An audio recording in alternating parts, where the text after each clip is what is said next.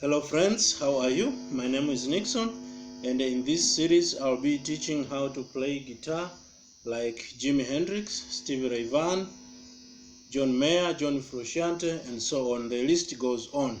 So I'm just going to start from the simplest way to play, and gradually we will be going to the complex or the actual playing, how they used to play or how people are playing nowadays. So I want to say that my guitar is tuned to standard,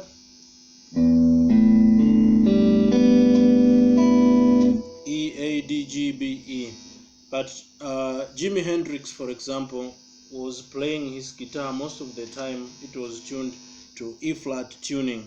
That means each of these notes were tuned to E flat. So it was E flat, A flat, E flat, G flat, B flat, E flat. So when I say, for example, this is G, if we are tuned to E flat tuning, then this will be G flat. But otherwise, you can play these positions, but keep in mind that if you are tuned to E flat, then it will be E flat each time you mention a chord if you are tuned to standard like me. But also these people, most of the time, they use their Fender stratocasters.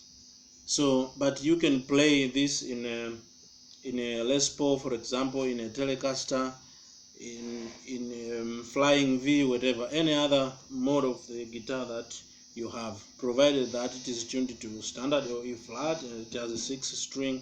Off you go. So I'm just going to start from the very beginning. Our idea is not to copy their songs or whatever, but to understand how they played and use that one to make or write our own songs.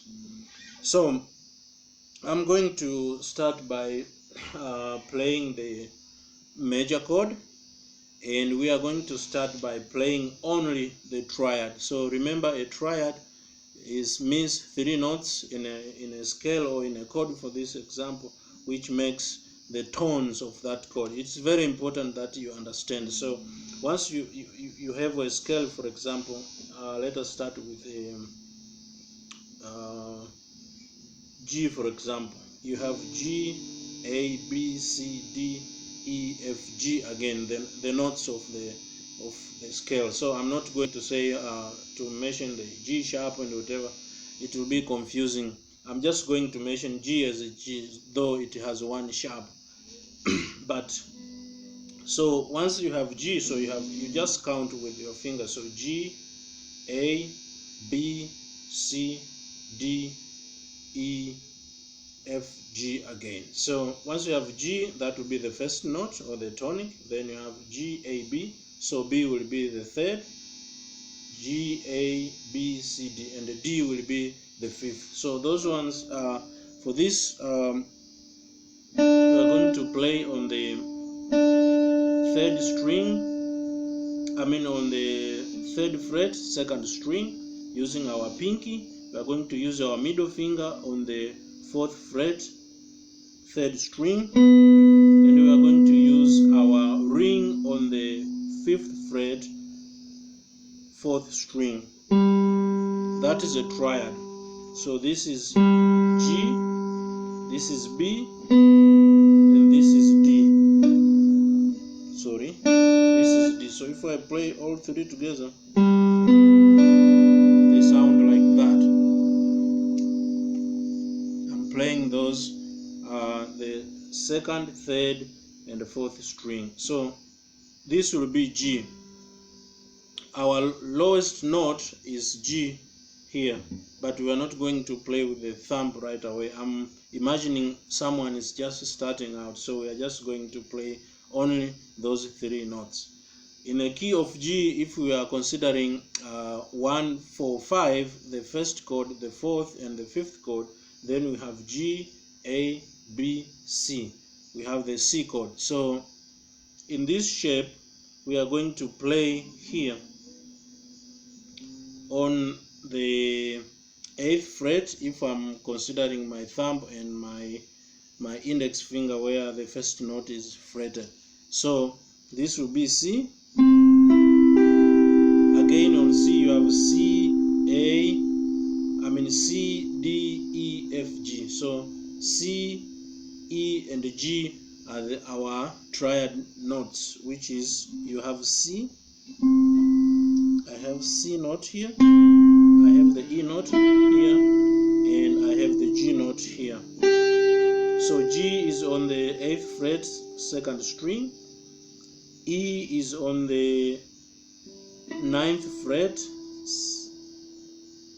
3rd string, and I have the ring on the 10th fret I'm playing on the 4th string, so that triad. So basically this shape is going to move from one position to another. So this is C, and when I'm here, my mark is my thumb and my index, so that is G, and I have another one here at the first position. This is going to be F.